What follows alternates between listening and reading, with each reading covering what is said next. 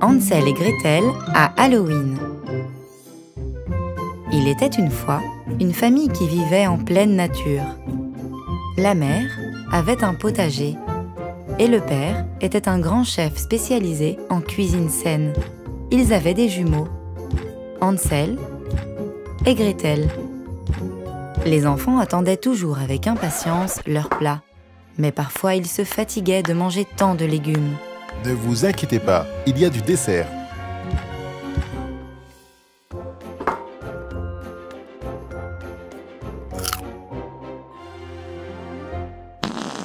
Une nuit, la mère s'inquiéta parce que les enfants se plaignaient de manger toujours et encore des fruits et des légumes.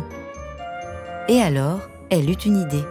Demain, c'est Halloween. Nous allons envoyer les enfants de l'autre côté de la forêt pour qu'ils demandent des bonbons. Ils vont aimer manger des friandises. Mais ils peuvent se perdre. L'heure est venue de partir en mission, aller de l'autre côté de la forêt et demander des bonbons. Tenez, prenez ces pains multicéréales pour le chemin. Merci, papa. Et ainsi, les deux enfants entreprirent leur voyage à la recherche de bonbons. Pendant qu'ils plongeaient dans la forêt, Hansel laissa des miettes de pain pour marquer le chemin du retour. Oh, les miettes ont disparu. Quand la nuit fut tombée et qu'ils voulurent rentrer, les miettes de pain qui signalaient la route n'étaient plus là. Terrifiés, Hansel et Gretel commencèrent à courir dans la forêt en pleine tempête.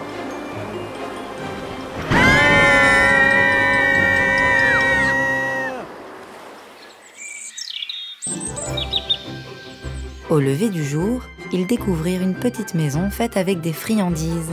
Les toits étaient en chocolat, les murs en frangipane et les fenêtres en caramel, les portes en touron et le chemin en bonbons. Comme elle est bonne, cette porte. Moi, j'aime la fenêtre. Qu'est-ce qui se passe? Je vois 2 écureuils en train de manger ma maison. Je suis Hansel. Je suis Gretel. Ah, 2 enfants. Entrez, je vais vous préparer un bon petit déjeuner. Je veux un chocolat chaud. Je veux des céréales en forme de rond et plein de couleurs, et croustillants, et couverts de sucre, et qu'ils me laissent la langue comme un arc-en-ciel. Aidez-moi à entrer, je ne vois pas bien. Et alors je vous donnerai ce que vous voulez. Du chocolat pour toi. Du chocolat pour moi. Des céréales pour toi. Des céréales pour moi. Mais comme la vieille femme ne voyait pas bien, elle se trompa plein de fois en essayant de préparer le petit déjeuner. Je vais chercher un chiffon pour nettoyer. Comme les enfants se moquaient d'elle, la vieille se sentit triste et enleva son déguisement. Tu es une sorcière! Je ne suis pas une sorcière. J'ai mis ce costume pour que vous ne vous moquiez pas de moi. On s'excuse pour ce qu'on a dit. Nous ne savons pas comment rentrer chez nous. Pourriez-vous nous aider? Remplissez les sacs avec des bonbons pour le voyage. En aidant la vieille à ne pas trébucher, ils marchèrent longuement en quête de leurs parents, jusqu'à ce qu'ils finissent par les croiser. Je croyais qu'on vous avait perdu. Je n'aurais pas dû vous laisser partir, quelle sottise! Ce n'est pas grave, maman. Elle a pris soin de nous. Regarde tout ce qu'elle nous a donné.